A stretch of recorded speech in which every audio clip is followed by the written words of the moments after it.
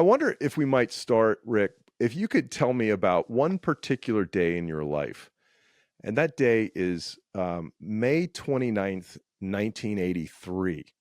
It was a Sunday, and you were in San Bernardino, California. What was that day like? Well, let's start out by talking about May 28th, where we played in a stadium in Florida on a bill with ZZ Top. And then we climbed on an airplane and we flew across the United States and got to San Bernardino, had a nap, got up, got into a helicopter, and then flew over to the site of the US Festival. And then the drummer in my band, Gil Moore, he had sort of befriended Steve Wozniak. And this event, and this was, he'd actually had it in 1982. He'd done one as well. And this was a thing where, like Apple Macintosh, they'd made so much money that I think the accountants came to Wozniak and said, look, you're either going to have to pay the Internal Revenue Service like $40 million, or we can figure out a really fun way to burn up the money. And Wozniak said, great, let's throw a party for America. So that was literally his idea of, a high concept thing. We'll have a day where they have country acts. We'll have a day where they have like new wave acts, and we'll have a day where they have hard rock, like heavy metal. And these were all types of music that he kind of liked. I think he liked heavy metal a little bit more than the others. I can't be sure about that, it was just a crazy, crazy day where the headliner on our day was Van Halen, and they had literally had a compound built back in the backstage area, which looked like something from Lord of the Flies. There were like walls that were made out of sticks, sharpened sticks, all like a fort, and you got to go into the Van Halen fort, and there were tents in there and Winnebagos and whatever. And of course, because Eddie Van Halen was married to Valerie Bartonelli at the time, there were all of these Hollywood, actors and actresses that were coming and going from TV. You go, oh, I recognize that person. Oh, hey, look at that, And meanwhile, here are these Canadian guys.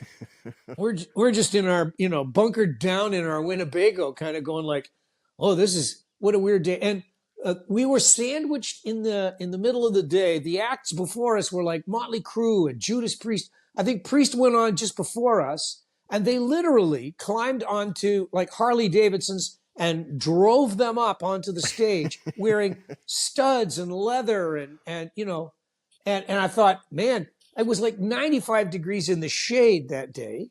And it was no one had expected there were going to be this many people there. There were at least 250,000. Some eyeball estimates were as much as 400,000 people. It was unbelievable. It was just a sea of humanity as far as your eye could see. And, so there's so much dust because these folks have trampled down any vegetation that might have been. I mean, California, once you get off the coast, it's just a desert anyways, kind of, And so literally this ground had been returned to its desert status. So you'd run up and down the stage a couple of times and then your lungs would be filled with this dust. Felt like you'd smoked, like an awful lot of hash out of a hookah. Anyhow, but it was fun. We only had to play for like 70 minutes kind of thing. And Triumph usually played with a big show, flamethrowers and flashpots and laser lights and all this stuff. But here you are in the daylight, and you really just got to play the tunes. I kind of liked that. I could sink my teeth into something like that, playing my guitar and singing my songs. And I had a good day. Some days, not so good, some concerts, but that day I had a good day. And there were all these cameras rolling. So I captured it for posterity, and that's the story of the US Festival. So I in preparing for this interview, I read your book and I went back and I looked at all the videos and had a great stroll through memory lane, and I had forgotten about the US Festival, and this thing was so big. And I know you know this, but for our listeners, the day that Rik and Triumph played was Quiet Riot, Motley Crue, Ozzy Osbourne, Judas Priest, Triumph, the Scorpions, and then Van Halen. Not a bad Sunday. But the overall festival, check out the rest of this lineup. The Clash, and that was the last show they played with Mick Jones. INXS, Wall of Voodoo, Oingo Boingo, Flock of Seagulls, Stray Cats, U2, The Pretenders, Joe Walsh, Stevie Nicks, and David Bowie. What an incredible group of artists, man. Yeah, yeah. And here's another story. I mean, I don't know how much you know about the festival or not, but Bowie, the ticket sales for the sort of new age day, new wave day were kind of soft. So they went, well, we need to find a big headliner and make a big announcement, and they went, well, let's get Bowie. And Bowie said, well, I'm out on tour. I can't, and they said, well, how, what would it take? And it was like, okay, $1 million. And they went, okay, we'll pay you $1 million. So Bowie was getting $1 million. The promoters didn't realize that Van Halen's contract had a clause in it that was like, nobody can get paid more than us, So because of that clause, Van Halen now had to get paid $1,001, to which, David Lee Roth was like in his glory, like, yeah, I'm getting paid $1 million to play this show, So consequently, all of the agents that represented all of the other acts, especially on that heavy metal day, when they went, well, if Van Halen's worth $1 million, surely to God, my act is worth more than we were actually contracted to play. We should be getting paid more money. So it was like everybody was going back and renegotiating their deals because the David Bowie deal had sort of floated the boat to a much higher level. This is technology money pre.com. Steve Wozniak, the co-founder of Apple. I'm not sure if he's credited as the co-founder, but I don't know if Jobs gave him that honor, but the partner of Steve Jobs in creating Apple. So he had a lot of cash. He could hire as many acts as he wanted. Yeah, certainly, as I said, he was really just burning money that would have gone. And I think the accountants probably said to him, look, Steve, we don't need any more advertising or promotion for the company. We're already, we can't keep these things in stock. They're flying. We're doing great, but the money's going to go to the, internal revenue. So, yeah, he was going, yeah, great. I think he regrets the booking the things. I've seen interviews with him where he kind of goes like, look, I lost a lot of money. And I think he did. I think he ended up not just burning out the cash, the tax money, but also having to write a few checks after it was all said and done. But I mean, it was unbelievable. They had things like, and I think Wozniak was there were other dreams of his that he was fulfilling. For example, one of my favorite writers when I was a teenager was a guy named Ray Bradbury. And he was a science fiction writer, and he wrote a lot of TV stuff, Twilight Zone episodes and that kind of stuff. And Wozniak was the kind of guy where he hired Ray Bradbury to be a kind of a narrator who was reading scripts between acts over the PA system while they were like flying like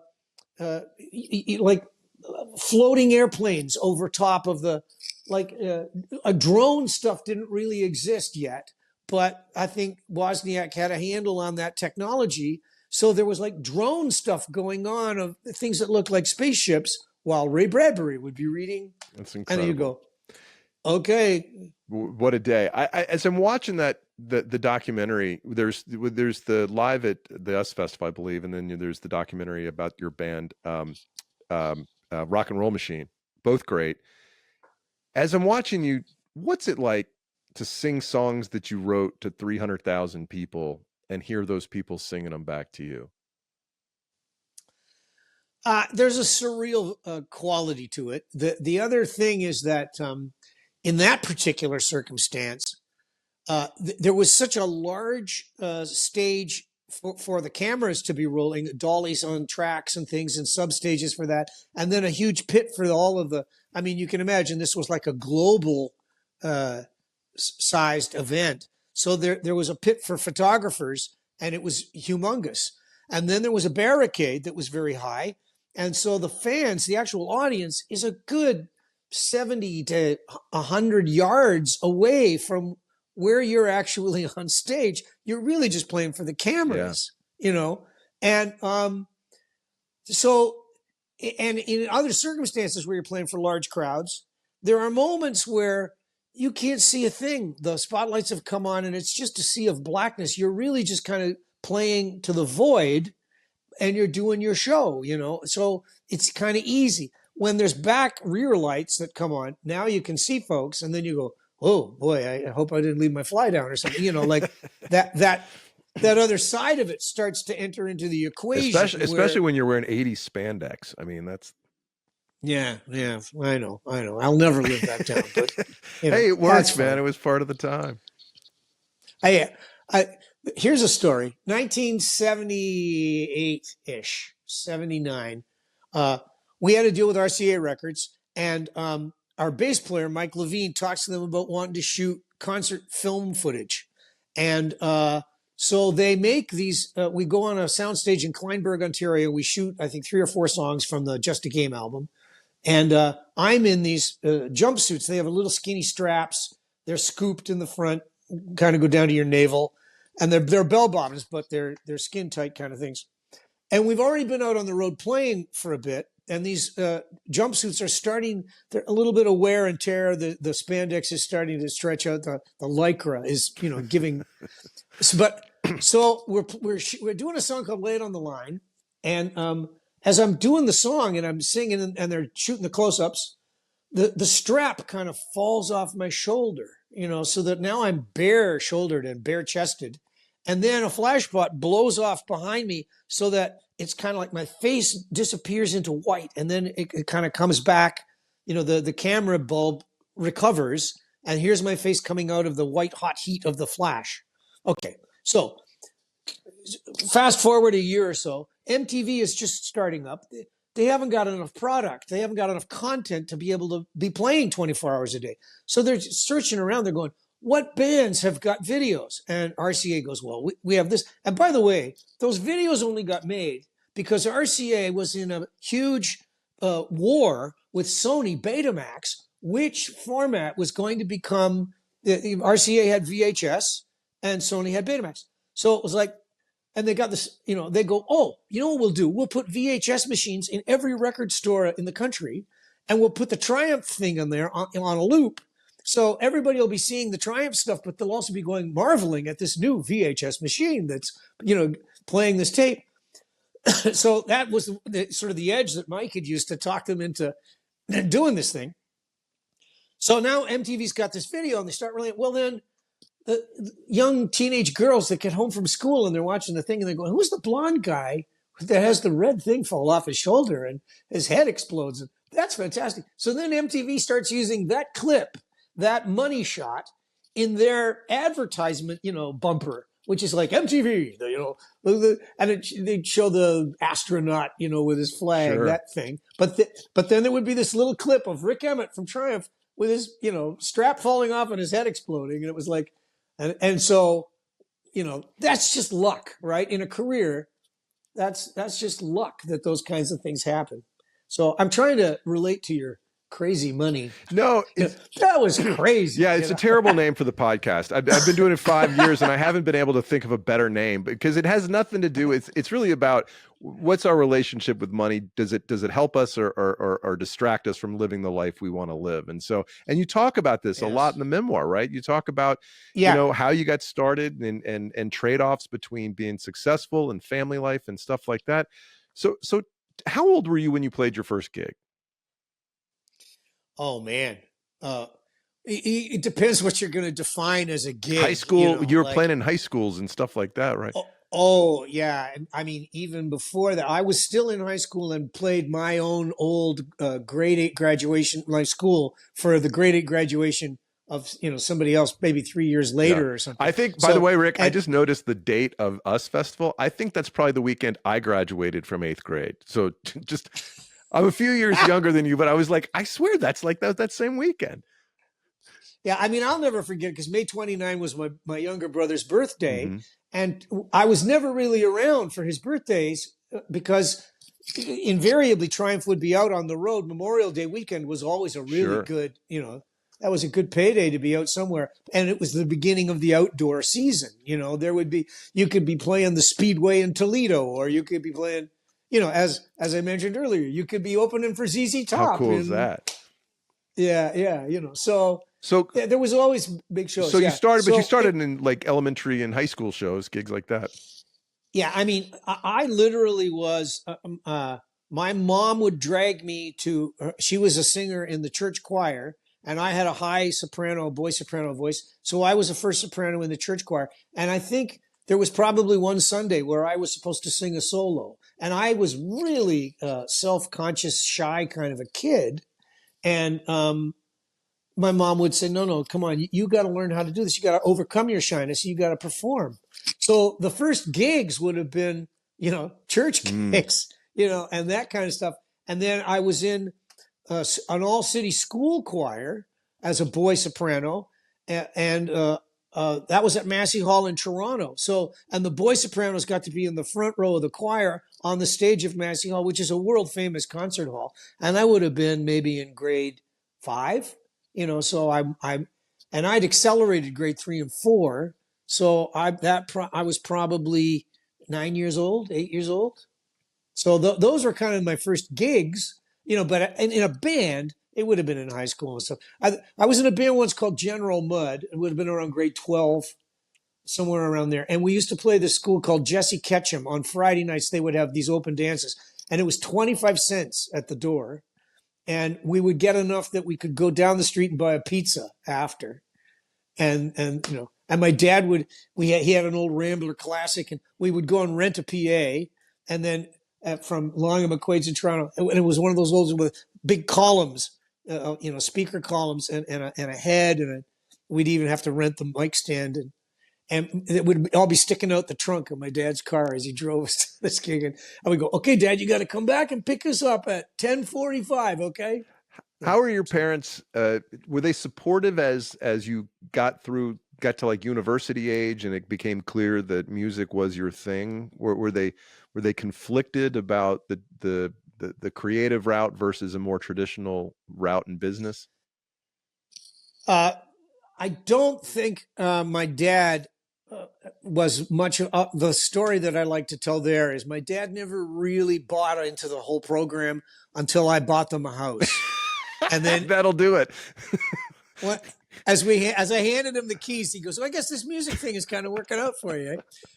My mom was always pretty supportive of the creative nature, that side of my life. My dad was much more about sports, but I think I'd had very good grades in grade school, and up until about grade 8. And then I really discovered girls in a big way. And of course had the guitar thing going, and I got to high school and the bottom dropped out.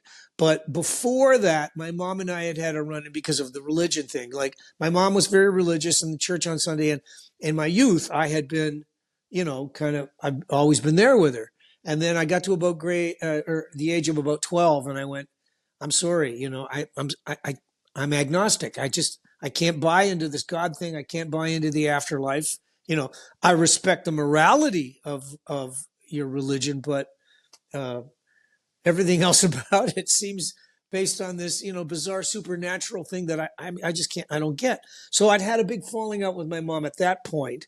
And then as my teenage years, as I became more of a sort of a long-haired hippie, staying out late at band practices on school nights, that kind of stuff, there was a war that was going on in my house. And eventually my parents kicked me out. My hair was too long. I've refused to get it cut. And they said, "Well, you live in our house. You have to live by our rules." And I went, "Okay, see ya." What year was that? I would have been 17, 18. But and 75, something like that? Oh, geez. No. 75 was when Triumph started. No, that would have been about 1970. Okay. 70, 71, somewhere around there. Anyhow, but it all worked out. They welcomed me back, and I didn't have to cut my hair in the end. And then I was living at home. And in my memoir, there's a picture of my dad and I standing on the front steps of our house. I was in a band. I hadn't shaved for, a month, and had this long hair, and I'm wearing a robe. And my dad was going to work, and he had his suit and he had his briefcase. And my mom said, "Oh, let me get a picture of the two of you on the front steps of the house." And it was a beautiful sunny spring morning. So, you can see this thing of these two cultures that are clashing, yeah. But in the end, like, my dad was not a mean-spirited person at all. He was just old school, and in his world, music, that's not something you do for a living, Like, you should be a teacher, you should be a lawyer, and you've got the brains for it. That's what you should do. And of course, he'd been a company man. He worked for the same company for 46 years, to give him a mantle clock, when he retired, that kind of a thing, so yeah. Family's a big theme in your book. You spend all you go to great lengths to pay tribute to the people in your life, and no one more than your wife. I love the story of how she finally had to hit you over the head to get you to ask her out. Will you share that letter she wrote with you? Yeah. Well, I played in a glam rock band called Justin Page, and I had full makeup, like Alice Cooper, kind of black stuff, black lipstick that was running down my face, and I had a costume it was like a leotard with a stuffed white leather glove, wired, stuffed with foam, that came between my legs and was holding on to my package. Right? Fantastic. So, yeah, and we're playing a bar called the Edwin Hotel in Toronto, and it's Halloween night, 1974, and I'm going to be leaving the band. I've already kind of given them my notice, but I'm still playing it out because I want to go start a progressive band with some friends of mine. But a pal of mine from high school named Pat McGuire, who had played drums in a band with me, he was kind of sweet on this girl, and she had kind of been sweet on me in high school. Like, when she was in grade 9, there had been an athletic night at the school, and in the gym one time, a girl comes up to me and says, "Hey, you see that girl over there? She really likes you." And I looked over and I go, "She's in grade 9. I was in like grade 11 or something." I go, I'm not looking at that stuff. I've got my eyes set on some cheerleader that I'm never going to get. So perfect. So yeah, so this is 6 years later. And I'd seen her around the school, and she dated a couple other guys that I knew, and I would see her from time to time. Anyways, long story getting longer. She comes to this gig with Pat, and it's Halloween, so they're in costumes. He's dressed like a baker. He's got a job as a baker during the day, so he's got the, what was it called, the toque fourrée or something? The Sure. white hat and he's put flour all over himself, and so he looks like a baker, and she's dressed like a hooker.